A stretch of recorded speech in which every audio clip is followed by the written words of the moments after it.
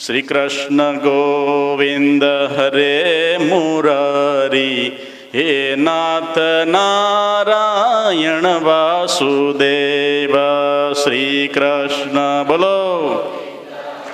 હે મુરારી, હે નાથ નારાયણ એવ.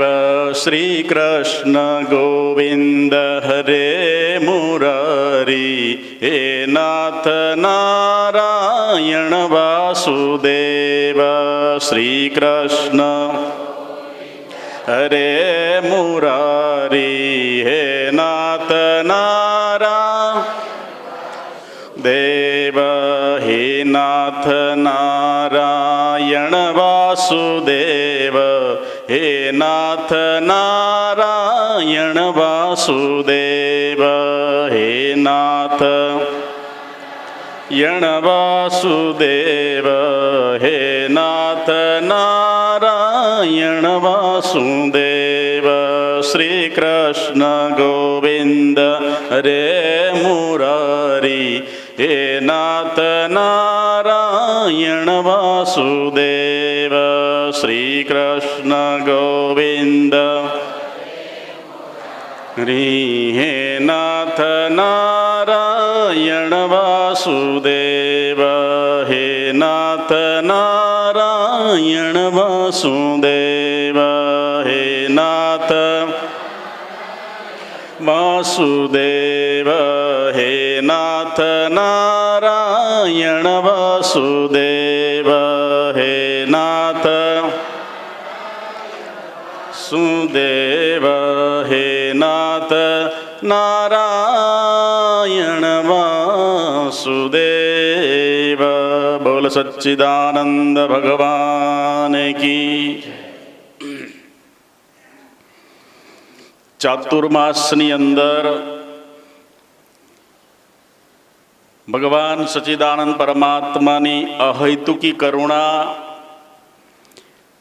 સદગુરુ ભગવાનની પરમ અનુકંપાથી આપણને આ સત્સંગનો લાભ પ્રાપ્ત થયો છે. સ્વામીજી મહારાજ બહુ સુંદર કીધું છે, નાણું આપે ટાણું ન આવે, પ્રભુ કૃપાથી અવસર આવે. સત્સંગ છે જીવનનો સાર, સત્સંગમાં આવો નર ને નાર, જીવનનો કરવા પાર. સત્સંગમાં નર ને નાર, જો જીવનનો બેડો પાર કરવો હોય તો સત્સંગમાં આવવાનું, અને બેડો ના પાર કરો તો બજારમાં રખડવાનું. સત્સંગાત એવ જીવનમ. ભગવાનનો વાંગમય ગ્રંથ એટલે સાંગોપાંગ શરીર, પરમાત્માનું સાંગોપાંગ શરીર એટલે શ્રીમદ ભાગવતમ. ભગવાન કૃષ્ણ પરમાત્મા આ પૃથ્વી પર કેટલા વર્ષ રહ્યા બોલો? 125 વર્ષ રહ્યા. આ ધરાધામ ધામ બનાવીને પરમાત્મા પોતાના સ્વરૂપમાં જ્યારે લીન થવા ગયા, એ સમયે ઉદ્ધવજી આવે છે, ભગવાન તમે એકલા જાઓ છો, મને સાથે ન લઈ જાઓ. ઉદ્ધવ, તારું હજુ પ્રારબ્ધ કર્મ પૂરું થયું નથી. હું તો લીલા પુરુષોત્તમ, મારું પ્રારબ્ધ કર્મ પૂરું થયું છે. હવે હું ધામમાં પધારવા માટે પોતાની લીલાને સંકેલી રહ્યો છું, અને યાદવ કુળના યુવાનોને મેં નિમિત્ત બનાવીને આ શરીર છોડવાનો નિર્ધાર કર્યો છે. ખબર છે ને, બપોરે કીધું હતું સવારની સભામાં, ભગવાને પણ પ્રારબ્ધ કર્મને ભોગવ્યું. શું કર્યું? કર્મ કોઈને છોડતું નથી. રાજા હોય કે રંગ હોય, અમીર હોય કે ગરીબ હોય, જોગી હોય કે જતી હોય કે સંન્યાસી હોય, ગ્રસ્તી હોય કે બ્રાહ્મણ હોય, વૈશ્ય હોય, શૂદ્ર હોય, કૃતા કર્મ શુભાશુભમ અવશ્ય ભોક્તવ્યમ. કૃતા કર્મ શુભાશુભમ નક્ષ્યતે કલ્પકોટી સતેરપી. 100 કલ્પ પૂરા થઈ જાય છતાં પણ એ કર્મ આપણું ધરબાયેલું ત્યાં ને ત્યાં રહે છે. ત્રેતાયુગમાં કર્મ કર્યું ભગવાને, દ્વાપરમાં એ ફળ માટે તત્પર થઈ ગયું, સામે આવીને ઊભું રહી ગયું. ભગવાને એક્ઝામ્પલ પૂરું પાડ્યું સમાજને માટે, ઉદાહરણ કે હું ભલે અવતારી પુરુષ હોય, સાક્ષાત લીલા પુરુષોત્તમ હોય, મારે પણ એ કર્મની અંદર મારે પણ લેપાવવું પડે છે. એટલે ભગવાને ગીતામાં અર્જુનને એ જ વાત કીધી, નમામ કર્માણી લિંપંતી નમે કર્મ ફલે સ્પૃહ. અર્જુન, મને કર્મ લેપાયમાન થતા નથી. આપણને કર્મ કેમ લેપાયમાન કરે છે? આપણને કર્મ બંધન કેમ પડે છે? આપણે કર્મનો ભોગવટો કેમ આવે છે? આપણે કર્મમાં ઓતપ્રોત થઈ જઈએ છીએ. શું કરીએ છીએ બોલો? કર્મને ઓતપ્રોત થઈ જઈએ છીએ. એટલા માટે એ કર્મ મેં કર્યું, એ કર્મ મેં કર્યું તો આપણને શું થઈ જાય? બંધન કરતા થઈ જાય છે. આ કર્મ કરાવે છે કોણ? કરતા હતા કોણ છે? હે, આપણે જે કર્મ કરીએ છીએ, યત યત કર્મ કરોમિ તદખિલમ શંભો તવારાધનમ. ભગવાનની માનસ પૂજાની અંદર લખ્યું છે, આત્મા ત્વમ ગિરિજામતી સહચરા પ્રાણા શરીરમ ગૃહમ. છેલ્લે પંક્તિમાં લખ્યું કે યદ યદ કર્મ કરોમિ તદખિલમ શંભો તવારાધનમ. હે પ્રભુ, હું જે કર્મ કરું છું એ બધી તમારી આરાધના છે. એ આરાધના કેમ થઈ જાય? તમારો કર્મ વર્ક એન્ડ વર્કશીપ, તમારો કર્મ પૂજાબો ક્યારે બની જાય? તમારા કર્મની સાથે પરમાત્માને જોડાયેલો રાખવો પડે. એ કર્મને સાક્ષી રાખશો, તમે કર્મના દોષથી, કર્મના દૂષણથી બચી શકશો, કર્મના ભોગવટાથી બચી શકશો. કર્મની સાથે કોને જોડવાના? એટલે એને કર્મયોગ કહેવાય. યોગ એટલે જોડવું. સંસ્કૃતમાં યુંજ ધાતુથી યોગ શબ્દ બને. યોગ એટલે હાથ પગ હલાવવા અને નાક પકડવું યોગ નથી. એ તો શારીરિક માનસિક ક્રિયા છે. આસન એ શારીરિક ક્રિયા છે, અને પ્રાણાયામ એ પ્રાણોની ક્રિયા છે, પ્રાણોની કસરત અને શરીરની કસરત. આસન અને પ્રાણાયામ. અંદર જે જોડાવું મનથી, બુદ્ધિથી, ચિત્ત અને અહંકારથી, સાધન ચતુષ્ટય જે અંદર બેઠું છે, કોણ બેઠું બોલો? હૃદયમાં કોણ છે? શુદ્ધિ કોની કરવાની? આપણે મનની, બુદ્ધિની, ચિત્તની અને અહંકારની. શુદ્ધિ કોની કરીએ આપણે? ગંગા કિનારે જઈને શુદ્ધિ કોની કરીએ છીએ? શરીરની. ગંગા શરીરને ધોવે, પણ મનની શુદ્ધિ કોણ કરે? વોશિંગ મશીન કરે. મન રે મેલો તેને ધોકાથી ધો. શાનું ધો બોલો? વૈરાગના ધોકા મારવા પડે. અને સત્સંગનો સાબુ જોઈએ, અને વોશિંગ પાવડર ના હાલે, નિરમા પાવડર ના હાલે, કોઈ ના હાલે. કોઈ પાવડર હાલે બોલો? મનનો સત્સંગનો સાબુ જોઈએ. મન રે મેલો તેને કેમ રે ધોવું. સ્વામીજી મહારાજે સુંદર પદો બનાવ્યા. સ્વામીજીની જે ઉર્જા હતી અંદર, એ ઋતુંભરા પ્રજ્ઞા જાગૃત થઈ અને સ્વામીજી મહારાજના મુખમાંથી વાણી સરી પડી. મહાપુરુષોનું, પ્રાજ્ઞા પુરુષોનું આ જ કર્તવ્ય છે. ભૂતો ન ભવિષ્યતિ, એવા મહાપુરુષને ક્યાંય ભૂતકાળમાં પણ 3 કાળમાં મળવા મુશ્કેલ છે. થઈ ગયા પછી થઈ ગયા. એને એ મહાપુરુષને મળવા મુશ્કેલ છે, યાદ રાખજો. એના અંદર જે કુંડલીની જાગૃત થઈ, સ્વનામધન્ય પોતાના સદગુરુ શ્રી ઓમ સાગર મહારાજ શ્રીની પરમ અહદુક કરુણાથી સ્વામીજી મહારાજના જે ઋતુંભરા પ્રજ્ઞાની જાગૃતિ થઈ, અને સ્વામીજી મહારાજના મુખમાંથી એ વાગધારા નીકળી અને સુંદર પદો બનાવ્યા. એને જે વેદાંત ઉપનિષદોની અંદર જે વાગધારા હતી, વેદોની ઉપનિષદોની, સ્વામીજી મહારાજ શ્રીએ પદોની અંદર વણી લીધી. એને તો એ પદોની અંદર સ્વામીજીએ કીધું કે આ મન છે, એ મન પકડાતું નથી. મન 2 પ્રકારના છે. કેટલા પ્રકારના? 2. એક અર્ધ જાગ્રત મન, એક જાગ્રત મન છે. એક સતત વર્કિંગમાં તમારી સાથે રહ્યું છે, જાગ્રત મન છે. અર્ધ જાગ્રત મન છે, એને તમે એનો યુઝ કરતા નથી. મનુષ્ય એમને મરી જાય છે. એ યુઝ કરવા માટે એ અર્ધ જાગ્રત મનનું તમે હેલ્પ લો, મદદ લો, ત્યારે તમારું જીવન બધું ઉજ્જવળ બનાવી દે. તમારે રાત્રે હૂતા છો, સવારે તમારે વહેલે જાગવું છે, તો તમે ઓર્ડર કરો, મારે આટલા વાગે જાગવું છે, ફિટ 3 વાગે. અર્ધ જાગ્રત ને ફિટ તમને 3 વાગે આંખો ઉઘાડી દેશે. એ અર્ધ જાગ્રત મનનું કાર્ય છે, વર્કિંગ છે. પણ આપણે જાણતા નથી અને એલાર્મ મૂકીએ છીએ 3 વાગે, એટલે ચાદરમાંથી હાથ કાઢીને પછી દબાઈ દઈએ, પાછા ડટ્ટી કરી દઈએ, પાછા વાગી જાય 5. 5નો સમય પૂરો થઈ ગયો. મતલબ કે આપણે કરીએ છીએ પણ જીવન આપણે એમને એમ જીવજંતુની જેમ, કીડા મકોડાની જેમ મનુષ્ય આવીને આ પૃથ્વીમાંથી ચાલ્યો જાય છે. કરવાનું તે આજ કરી લે, કાલે શું થનાર જીવડા તેની કોઈને ખબર નથી. સત્સંગ ખાલી એમનેમ આપણે પૂરો નથી કરી દેવાનો. સત્સંગ સાંભળીએ છીએ, ઘણા વર્ષોથી સ્વામીજીના મુખે સાંભળીએ છીએ, પણ આપણી અંદર પરિવર્તન આવવું જોઈએ. આપણા વાણીની અંદર, વર્તનની અંદર, વિચારોની શુદ્ધિ, વાણીની શુદ્ધિ, વર્તનની શુદ્ધિ, આચાર શુદ્ધિ, અને એ શુદ્ધિ થશે તો જ મનુષ્યની અંદર પરિવર્તન આવશે. હજારો વખત કથાઓ સાંભળીએ છીએ છતાં પણ આપણા વિચારોનું કેમ ક્રાંતિ થતી નથી? કેમ આપણે એ અંદર ઉતરવા દેતા નથી? આપણે વર્કિંગ કરતા નથી. શ્રવણ તો કરીએ. વેદાંતની અંદર ત્રણ તબક્કામાંથી પ્રસાર થવું પડે. આપણે શ્રવણ, મનન અને નિધિધ્યાસન. અત્યારે શ્રવણ ભક્તિ કરી રહ્યા છો, પણ પછી તમે મનન કરો.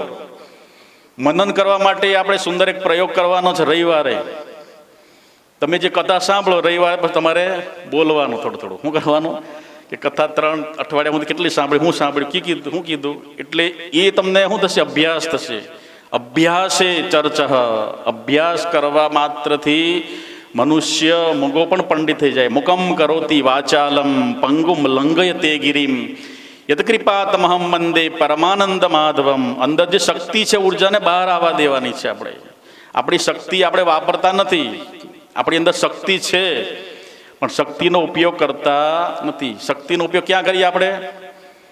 લડવામાં, ઝઘડવામાં. એ આપણી શક્તિ ક્ષણ થઈ રહી છે.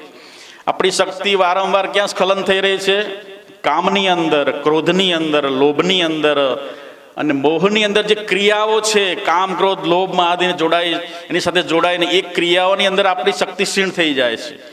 કરવાની જે શક્તિ આત્મશક્તિની અંદર જોડાવાનું. આત્મશક્તિ જગાવો જીવનમાં, સને ચિંતા કરે છે તું મનમાં. આત્મશક્તિ અજર અમર છે. આત્મ તારો કેવો છે? બોલો. આત્મા સતચિતને આનંદ સ્વરૂપ છે. પરમાત્માએ આપણું સ્વરૂપ કયું બનાવ્યું? બોલો. પરમાત્માએ આપણું સ્વરૂપ કેવું બનાવ્યું? આનંદ સ્વરૂપ. ઉપનિષદો કહે છે કે આનંદમ બ્રહ્મણો વિદ્વાન ન બિબેતિ કુતશ્ચન. તમારું સ્વરૂપ આનંદ છે, પરંતુ વિષયોની લાલસાને લઈને આપણે બીકણ બની ગયા, અભય બની ગયા. નિર્ભય કે છે એટલા માટે તમે એ ભયને દૂર કરી શકતા નથી. કોને લીધે? કોની સાથે છીએ આપણે? વિષયોની સાથે. શબ્દ, સ્પર્શ, રૂપ, રસ અને ગંધ. આ વિષયો વારવાર એની સાથે જે જોડાયેલા છે, દુશ્મનો કામ, ક્રોધ, લોભ અને મોહ, એ આપણને વારવાર ડરાયેલા રાખે છે, ભયમાં રાખે છે. આપણે તૂટી જશે, ફૂટી જશે, ચોરાઈ જશે, ઓછું થઈ જશે. એટલા માટે એ ભય આપણને સતત સતાવ્યા કરે છે. બધા અંદર છે ગુણો. ધીરા દૈવી ગુણ અંતર સજવા. અને ધીરા ભગતે કીધું કે નિર્ભય થઈને પ્રભુ ભજવા. ભગવાનને કેવી રીતે ભજવાના? બીકે નહીં કરવાનું. આમ કરશો તો ભગવાન આમ નહીં કરીએ તો ભગવાન આમ કરશે. ભગવાન કોઈ કરતા નથી, યાદ રાખજો. શનિવારે માથામાં તેલ નાખે તો હનુમાનજી આવશે મારવા. શનિવારે દાઢી મૂછ ના કરાય. કોણે કીધું? ડોશી પુરાણે કીધું. આ પુરાણ નથી કીધું. કોણે ઘડી નાખ્યું? ઉપનિષદો, વેદો મેં ભણ્યા, પણ એમાં કાંઈ આવ્યું નહીં કે શનિવારે આમ ના કરાય, તેલ ના નખાય, માથાના ને હાથના પગના વાળ નખ ન કપાય. કોણે કીધું? હનુમાનજી કે તમારે દાઢી મૂછમાં હાથ નાખવા ન આવે, શનિવારે દાઢી કરાવો તો. કોણે કીધું બધું? એટલે એ નિર્ભય થઈને પ્રભુ ભજવાના. ભગવાનને ભજો. આપણી ભક્તિ કેવી હોવી જોઈએ? નિર્ભયતાપૂર્વક. ભગવાન કોઈનું કાંઈ કરી ના શકે, યાદ રાખજો. જેણે બનાયા છે ભગવાન આપણું તો રક્ષા કરે. શું કરે ભગવાન? ભગવાને જેને જન્મ આપ્યો, માતા પિતા કંઈ કરે? બોલો. માતા પિતા મારે આપણને? આપણે તો ભગવાન છે. પરમ પિતા થવો બાળક સાચા, થવો બાળક સાચા. પિતાના ગુણને અંતરમાં પ્રગટાવો છો. અમૃતના બાળ છો, અમૃતના બાળ.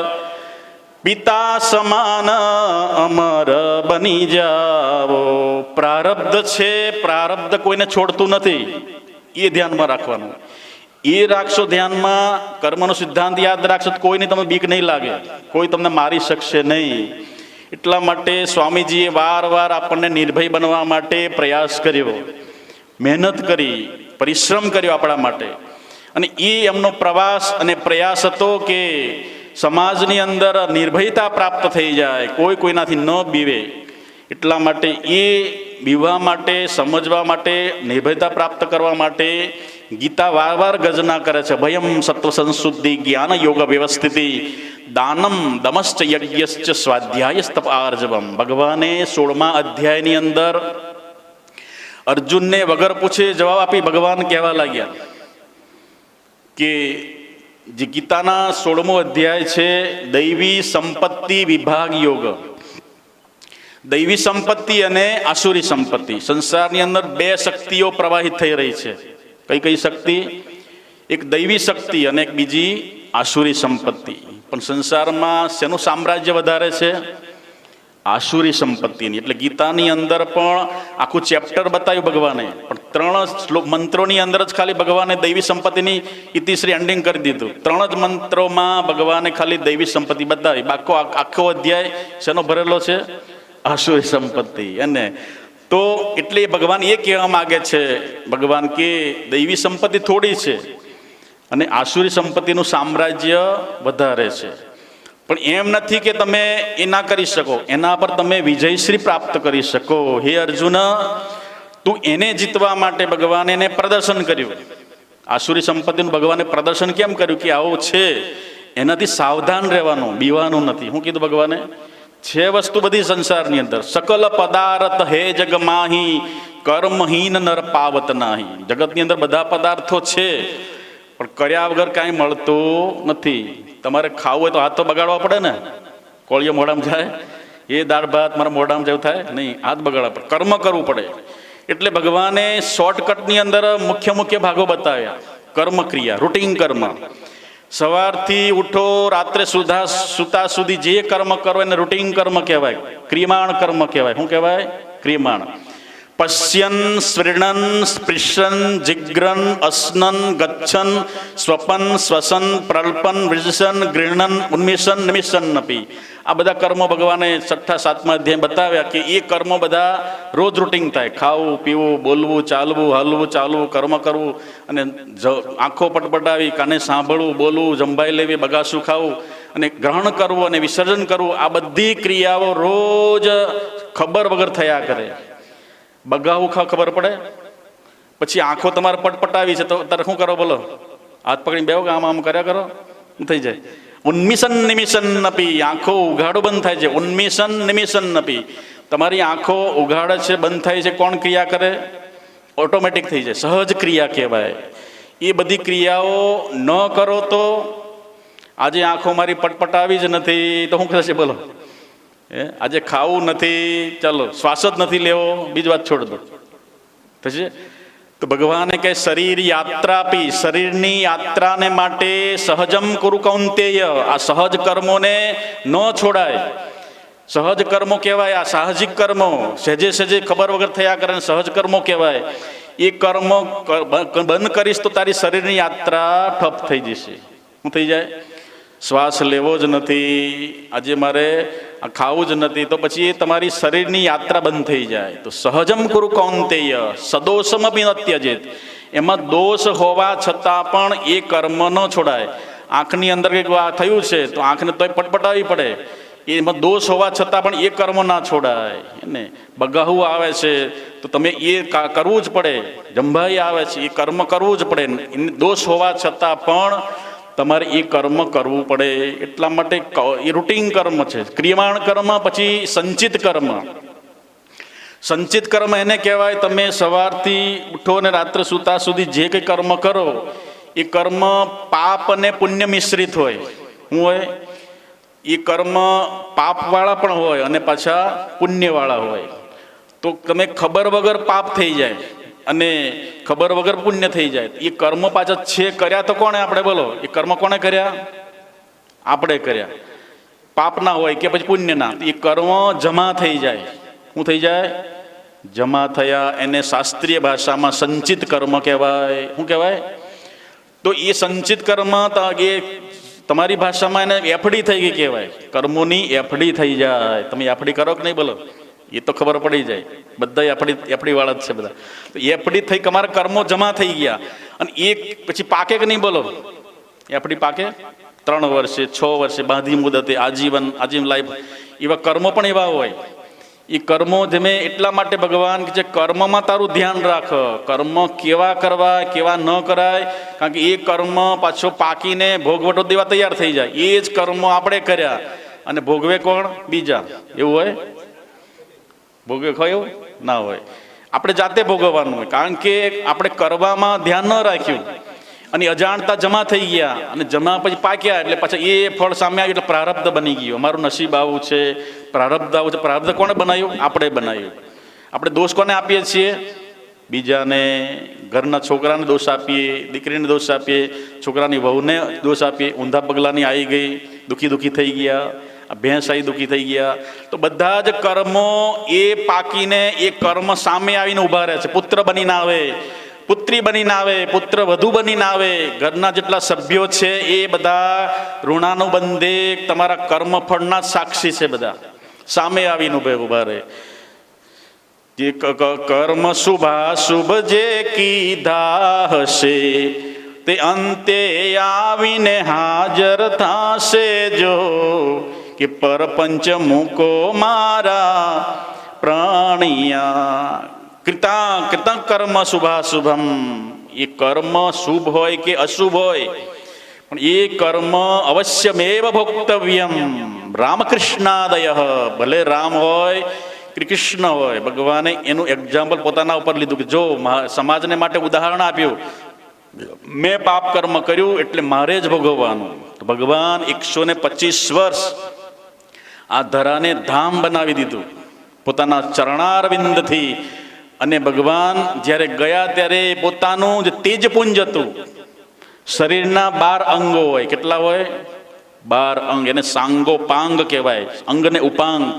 એ સાંગોપાંગ આખો ગ્રંથ એટલે શ્રીમદ ભાગવત 12 સ્કંદ છે. 12 સ્કંદમાં ભગવાનના અંગોનું વર્ણન છે. એટલે ઉદ્ધવને કીધું કે ઉદ્ધવ, તો કે ભગવાન તમે જશો પછી હું તમારી વિના કેમ રહી શકીશ? હું કે છે ક્ષણ માત્ર પણ જીવી શકીશ નહીં. ત્યારે ભગવાને કીધું મારા શરીરનું જે તેજ છે એ તેજ આ શ્રીમદ ભાગવતની અંદર હું મૂકીને જાઉં છું. એને લોક માનસ્યને ગાતા ગાતા પાવન થશે. કોઈ ધરાશે નહીં, કોઈને તૃપ્તિ નહીં થાય, કારણ કે ભગવાનની વાંગમય વાણી છે. કેવી વાણી છે?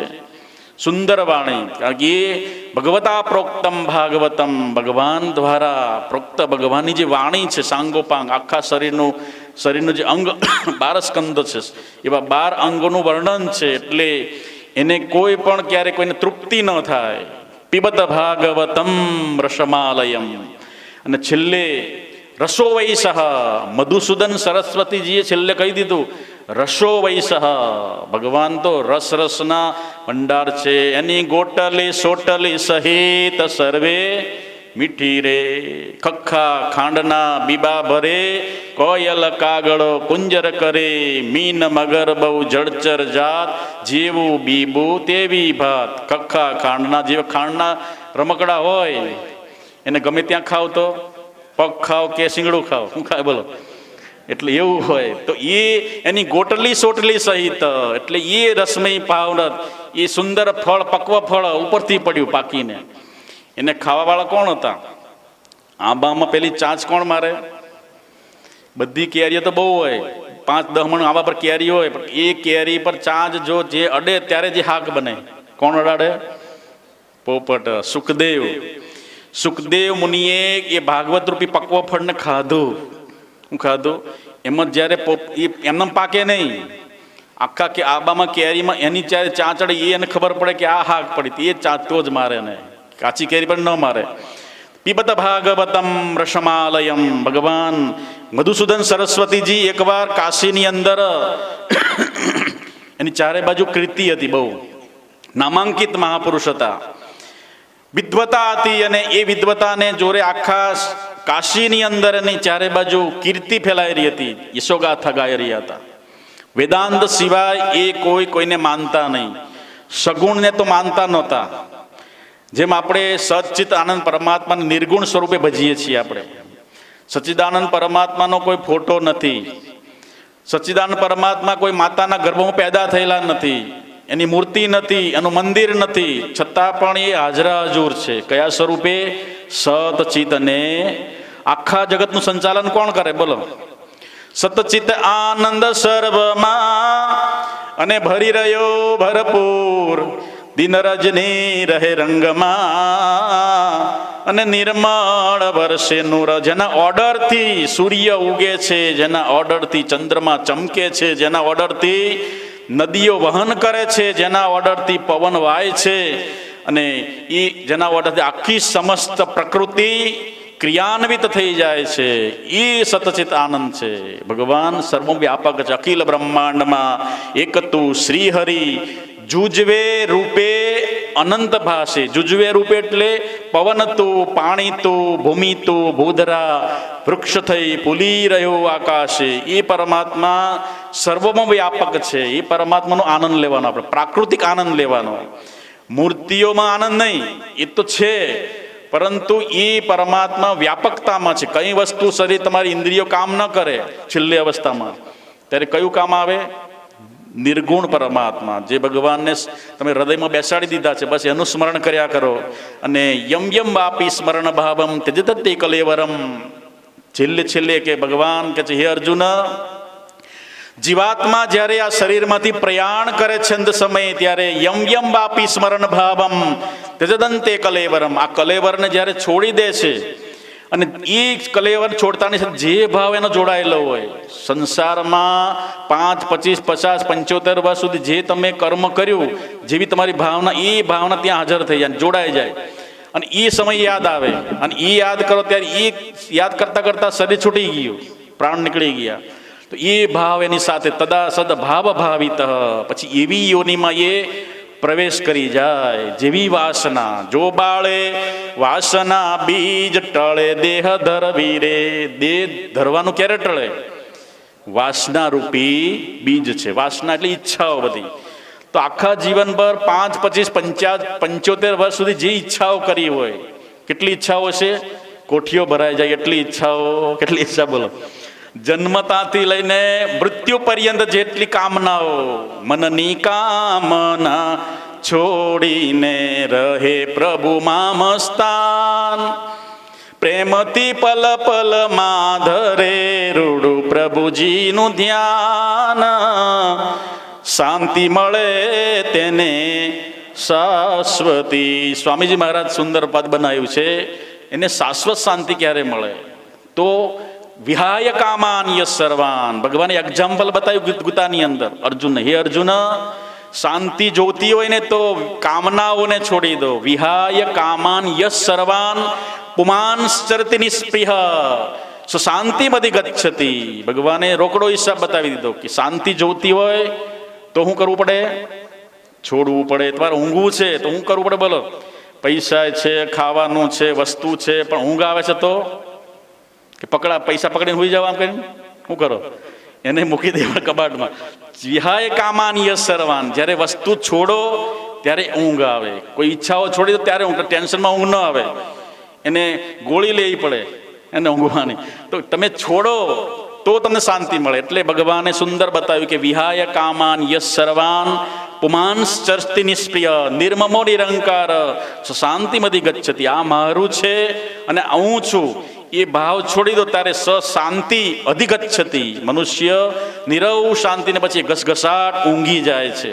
તો બધામાં હું જોઉં આપણે છોડવાનું. ત્યાગે નહીં કે અમૃતત્વ માનસુ. ભગવાને કીધું આગળ કે ત્યાગ, કૈવલ્ય ઉપનિષદમાં પણ કીધું, ન કર્મણા ન પ્રજયા ન ધનેન. 3 વસ્તુ મુખ્ય બતાવી ભગવાને. કર્મથી, પ્રજાથી અને ધનથી કોઈ સુખી થવાનું. આ તો ખાલી સુખ કયું છે? બનાવટી સુખ છે. આ કયું સુખ છે? બહારથી લાગે કે મકાન છે, દુકાન છે, ગાડી છે, વાડી છે, બધું વસ્તુઓ છે, એને આપણે પારકું ઉછીનું સુખ લીધેલું છે. આપણું સુખ તો અંદર છે. આપણે કયું સુખ લીધેલું છે? એ સાથે તમે લઈને નથી આવ્યા. ગાડી હોય તો બહાર મૂકી દીધી, મકાન તો ક્યાં મૂકીને આવ્યા? ત્યાં મૂકીને આવ્યા. વસ્તુઓ બધી પૈસા હોય તો બેંકમાં મૂકીને આવ્યા, પછી ખાવાના જે વસ્તુઓ ફર્નિચર બધું ઘરની અંદર એ બધું સાથે લઈને આવ્યા. તો એ બધી વસ્તુની તમે સુખી માનતા હતા કે આનાથી હું સુખી છું, શું લાગે એ સુખ ઉછીનું છે. અને તમારી અંદર તમે સાથે લઈને ફર્યા કરો એ સતચિત અને આનંદ એ 24 કલાક તમારી સાથે ને સાથે. એ પણ મનુષ્ય જાય છે ત્યારે હું લઈને જાય પાછા સાથે, ગાડી લઈને જાય, મકાન લઈ જાય, આ શરીર પણ સાથે ને સાથે ઓલું સુખ હોય, એટલે એમાં આનંદ લેવાનો. એટલે ભગવાને એક્ઝામ્પલ બતાવ્યું કે સશાંતિમધિ ગચ્છતિ વિહાય કામાન યસ સર્વાન. એટલા માટે પહેલાથી અભ્યાસ કરો છોડવાનો, પછી નહીં છૂટે. શું થશે? દૂર દૂર છોડવાના માટે અભ્યાસ કરો. એટલે ભગવાને અર્જુનને બે સાધનો બતાવ્યા. અભ્યાસેન જ કૌંતેય વૈરાગેન જ ગૃહ્યતે. અર્જુન એક વેદક પ્રશ્ન, કટાક્ષમાં પ્રશ્ન પૂછ્યો ભગવાનને. એક્ઝામ્પલ કર્યું કે હે ભગવાન, અત કેન પ્રયુક્તોયમ પાપમ ચરતિ પુરુષ. ભગવાન, કયા ઉપાયથી આ મનુષ્ય એને ઈચ્છા નથી છતાં પણ પાપની અંદર પ્રવૃત્તિ કરે છે? મનુષ્યને ઈચ્છા નથી છતાં પાપમાં પ્રવૃત્તિ કેમ થઈ જાય? અથ કેન પ્રયુક્તોયમ પાપમ ચરતિ પુરુષ અનિચ્છન્નપી. ઈચ્છા ન હોવા છતાં પણ એને અનિચ્છન્નપી વાષણેય, હે વૃષ્ણિ કુળમાં ઉત્પન્ન થવાળા વૈષ્ણવ વાષણેય ભગવાન કૃષ્ણ, અનિચ્છન્નપી વાષણેય બલાદિવ નિયોજિત. મનુષ્યની ઇન્દ્રિયોને બળાત્કારથી ઈચ્છા ન હોવા છતાં પણ પરાણે ઢળીને લઈ જાય છે કોણ? અર્જુનના પ્રતિવેદક પ્રશ્ન. હું કીધું? મનુષ્યની ઈચ્છા ન હોવા છતાં ઇન્દ્રિયોને બળાત્કારથી વિષયોમાં ઢળીને લઈ જાય છે કોણ? ભગવાને એકદમ શોર્ટકટમાં બતાવી દીધું કે મન એવા મનુષ્યાણા. મન છે, હું છે બોલો, મન છે એ બધાનો લીડર છે. કેટલી ઇન્દ્રિયો શરીરમાં છે? તમે રોજ સાંભળ્યું છે પહેલા, 10 ઇન્દ્રિયો છે. કેટલી છે? 10 ઇન્દ્રિયો દોષ કમાયો ઉલટો બંધાણો આપે. આ ભજનમાં કીધું કે તમે ઉલટા બંધાણા આપે. જેમ પોપટ છે, પોપટ શું કરે? તાર ઉપર બેસે, લાઇટના વાયર ઉપર, અને પછી શું કરે? ઉલટો થઈ જાય. પોપટ શું મજે? મને કોઈ પકડ્યો છે, ટે ટે ટે કરે. કોને પકડ્યો એને? એમ આપણે પણ ઉલટો બંધાણો આપે એને. તો કે છે 10 ઇન્દ્રિયો દોષ કમાયો. આપણે એ ઇન્દ્રિયોને પકડીને બેઠા છે, પછી એની અંદર ઉલટા થઈ ગયા. પછી આપણે શું સમજીએ છીએ? એ ઇન્દ્રિયો કે છે મને વિષયો પકડી લીધો. જેમ મરકટ કીર પોપટ મરકટ નાય. તુલસીદાસે એક્ઝામ્પલ બતાવ્યું કે પોપટ અને બંદર, વાંદરો. જેમ એક કે છે ઘડો છે, ઘડાની અંદર ચણા ભર્યા છે, મોઢું હાંકડું છે. હવે વાંદરા ભાઈ શું કરે બોલો? ચણા ખાવા શું કરે? ગળામાં હાથ નાખે, પછી શું કરે અંદર, પછી બહાર હાથ કાઢ લે. શું કરે? ઓલા ચણા માટે મુઠ્ઠી ભરે, અને પછી શું કરે? બહાર કાઢવા જાય. તો વાંદરો શું સમજે? મને કોઈ પકડ્યો છે. શું કરે બોલો? કોને પકડાયો? બંધ્યો કીર પોપટ કી નાય, મરકટ કી નાય. તુલસીદાસે કીધું કે કીર એટલે પોપટ, મરકટ એટલે વાંદરો. જેમ પોપટનું બતાવ્યું એમ વાંદરો છે મને કોઈ પકડ્યો, મને કોઈ કોને પકડ્યો બોલો? બંધ્યો કીર મરકટ કી નાય. એમ આપણે પણ વિષયો સાથે 5, 25, 75 વર્ષ સુધી આપલાવિત થઈ ગયા. આનાથી મને સુખ મળે છે, આનાથી મને સુખ મળે છે, આનાથી સુખ મળે છે. એટલે હું થઈ ગયો? અભ્યાસ થઈ ગયો. બધાને અભ્યાસ હોય. એ અભ્યાસ પછી શું થઈ જાય બોલો? એ હાવી થઈ જાય કે આના વગર મને હાલશે, આના સિવાય મન ન હાલે. શું થઈ જાય બોલો? એને આદિ થઈ ગયા આપણે. મતલબ કે એ આપણે એમાં બંધાઈ ગયા. એ બાંધ્યા કોણે? વિષયો. એ તો જડ છે બધા વસ્તુઓ. ઘરની અંદર આખું જડ, મકાન જડ છે, પણ આપણે ચેતન એમાં ફસાયા કે આના સિવાય મને ન હાલે. બાંધ્યા કોણ આપણને? આપણે જાતે. વિષયો નથી બાંધ્યા, આપણે બંધાણા. ઉલટો બંધાણો આપે. એટલા માટે 5 વિષયો છે. એ જેટલા તમે કર્મ કરો, રૂટીન કર્મ કરો છો, રૂટીન કર્મ કરતાં કરતાં બધા જમા થાય, અને જમા થયેલા કર્મો અમુક કાલાંતરે પાકે. પાછા આજે પાકે, કાલે, અઠવાડિયે, 15 દિવસે, મહિને, 6 મહિને, વર્ષે, 6 વર્ષે, 12 વર્ષે, 1 જન્મે, 5 જન્મે, 100 જન્મે. પિતા કર્મ શુભાશુભમ જ્ઞાન વિહીને સર્વમતેન મુક્તિર ન ભવતી જન્મ સતેન. ભગવાને, શંકરાચાર્ય ભગવાને ત્યાં સુધી કહી દીધું કે મુક્તિ 100 જન્મ સુધી મુક્તિ ન મળે.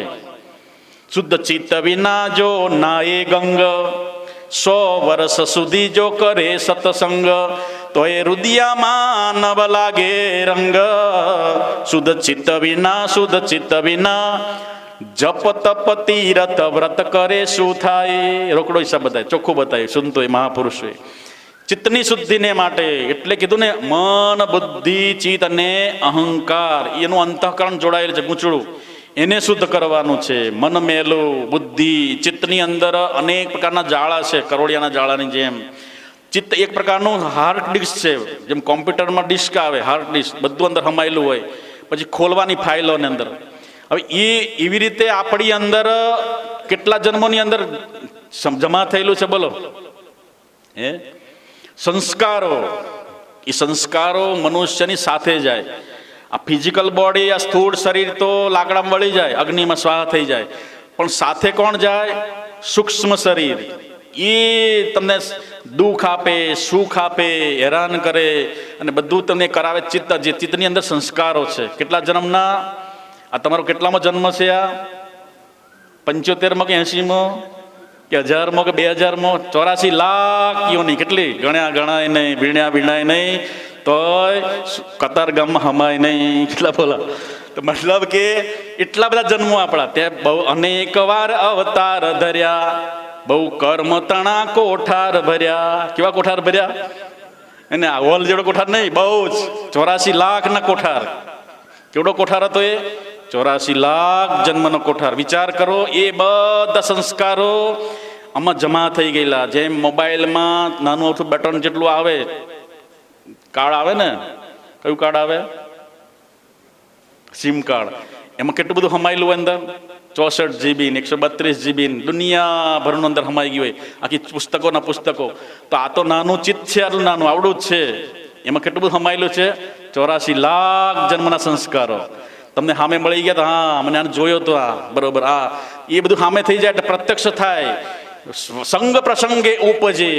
જ્યારે સંગ પ્રસંગ થાય ત્યારે એ તમને પ્રત્યક્ષ થઈ જાય. કૂતરું બીજાને જોઈને ભહવા માંડે.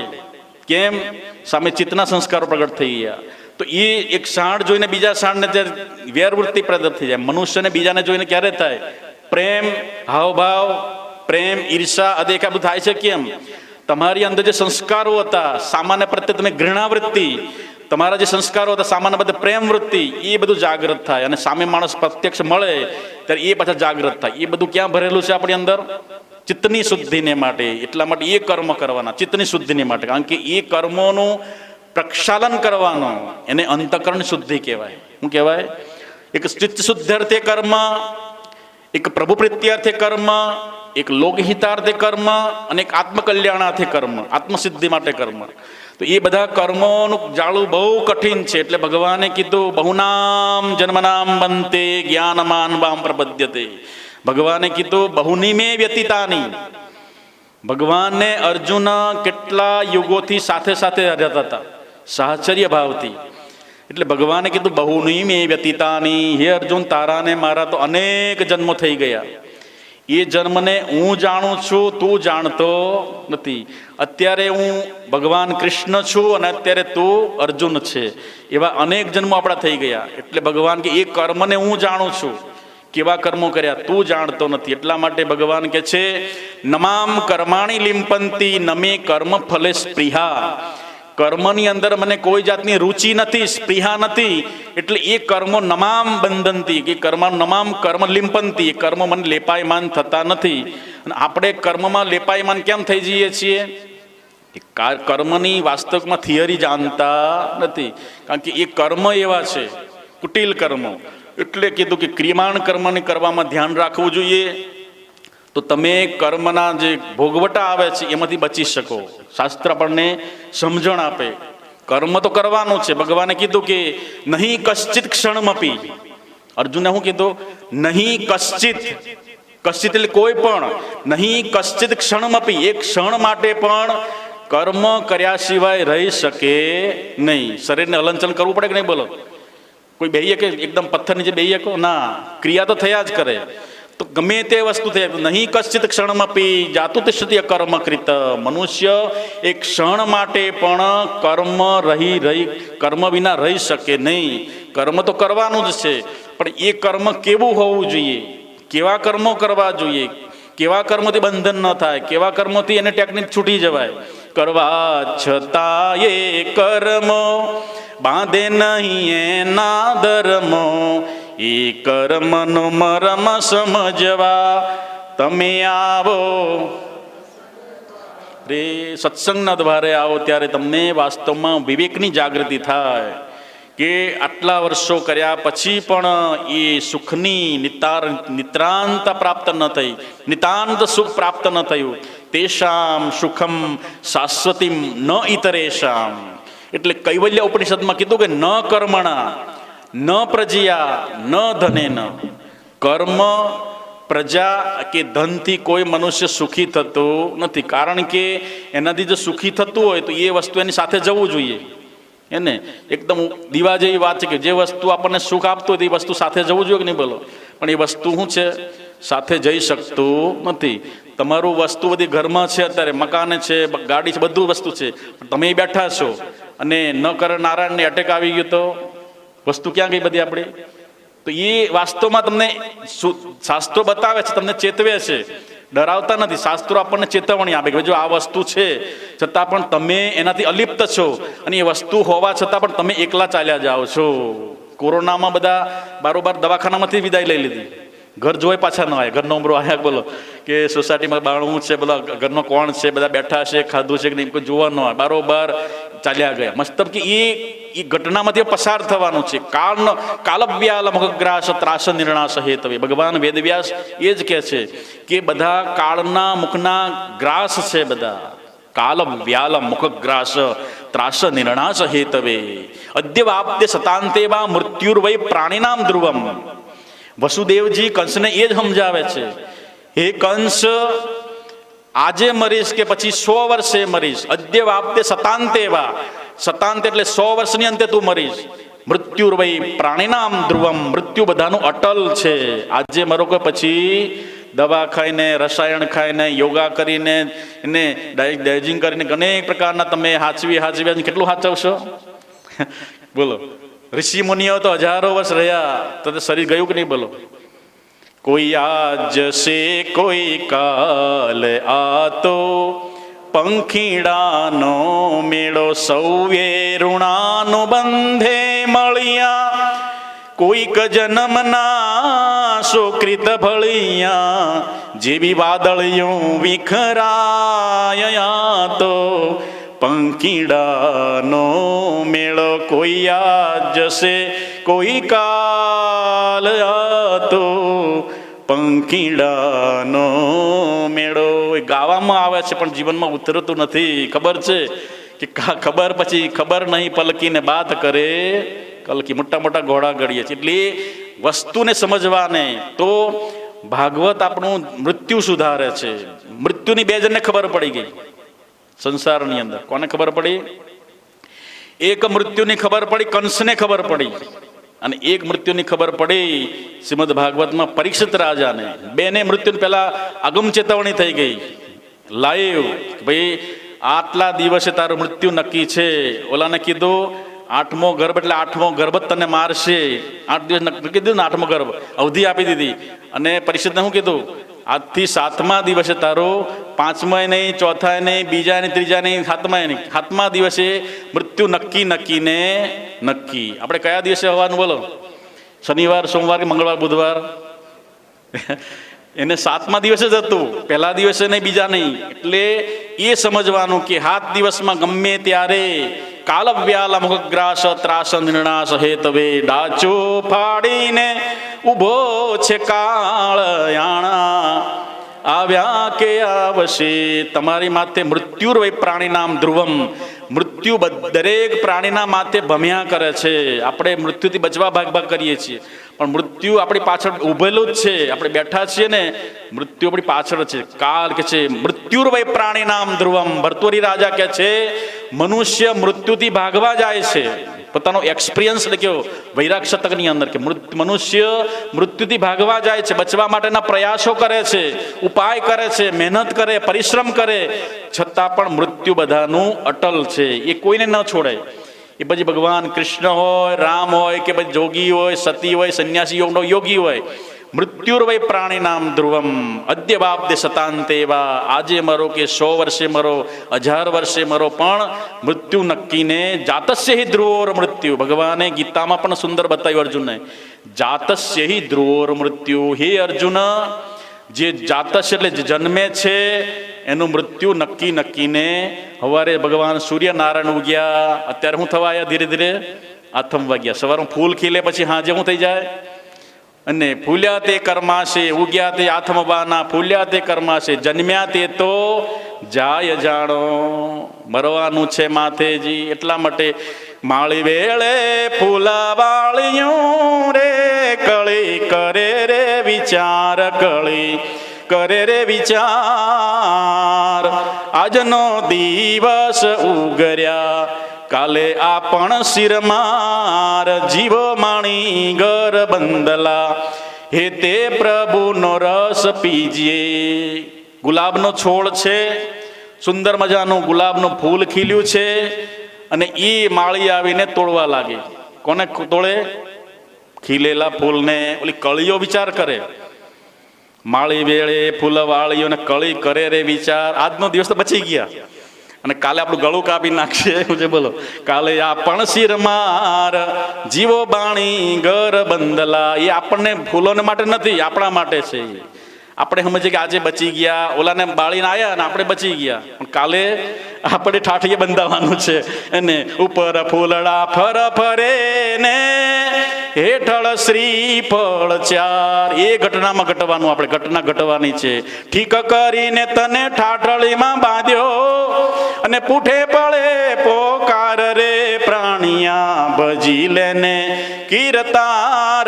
આ તો સ્વપ્નું છે સંસાર. દિલ્હીના કિલ્લા ઉપર મહારાજને ગણીખમ્મા, મહારાધિરાજને ગણીખમ્મા પોકારાતો હતો. અત્યારે એ લાલ કિલ્લા તમે જોવા જાવ તો કાળા ઉડે છે કાગ, જે ઘેર નો બતવાગતી. ગણીખમ્મા મહારાજ ને હાજર રાખે છે, પધારો મહારાજ, તમને સ્વાગતમ. અને એ અત્યારે શું છે બોલો, કાગડા કા કા કર કિલ્લા ઉભા રહી ગયા. એ રાજા મહારાજા કેટલા 200-400 વર્ષ રાજ કરીને ક્યાં ગયા બોલો? એને ધૂળ ભેગા ધૂળને હવામાં ઉડી ગયા. મત કરો અભિમાન, એક દિન પવન સે ઉડ જાના. ઘડીકમાં ભાઈ બેઠા હતા, વાતો કરતા હતા, ચાય પાણી નાસ્તો કરતા હતા. ઘડીકમાં એટેક આવ્યું, કિરણમાં લઈ ગયા, અને એટેક આવ્યું, પડી ગયા. અને બારોબાર કે રામ બોલો ભાઈ રામ, અને 3 પાનના પીપળે લઈ ગયા, એને ત્યાં લઈને હળગાવી દીધા. અને પછી એ ઢગલી થઈ ગઈ. 5 ફૂટનો માણસ ઘડીકમાં શું થઈ જાય? રાખોડી થઈ જાય. જન્મ્યો તારે આટલો ને મરે તારે આટલો. પછી હવાઈ અને રાખોડીને ઉડાડી દીધી. ક્યાં ગયા ભાઈ? ઉડી ગયા. મત કરો અભિમાન, એક દિન પવન સે ઉડ જાના. વાસ્તવિકતા તો આપણને શ્રીમદ ભાગવત મૃત્યુને જીતતા શીખવાડે છે. મૃત્યુ તો અટલ છે જ, પણ 2 લોકો, 2 વ્યક્તિઓ મૃત્યુ સામે ફાઇટિંગ કરી રહ્યા છે. કોણ?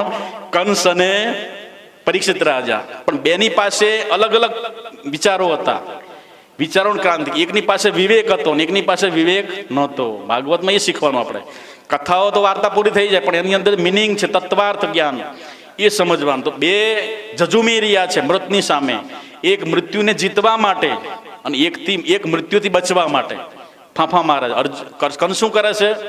મૃત્યુથી બચવા માટે એની પાસે વિવેક નહોતો. વિવેકની એટલે જરૂર પડે. બિનું સત્સંગ વિવેક ન હોય, બિનું વિવેક મોહ ન જાય. સત્સંગ વિવેકની નિષ્પત્તિ ક્યાં થાય? વિવેક ક્યાં મળે બોલો? વિવેક કેવળ ને કેવળ તુલસીદાસ મહારાજ કીધું કે બિનું સત્સંગ વિવેક ન હોય. સત્સંગ દ્વારા જ ને એની સાથે સંગ નહોતો સારો. કંસની પાસે કોઈ સંગ નહોતો. અને પરીક્ષિત રાજે, એના પૂર્વજો બધા કેવા હતા? ધર્માત્મા હતા. પાંડવો કેવા હતા બોલો?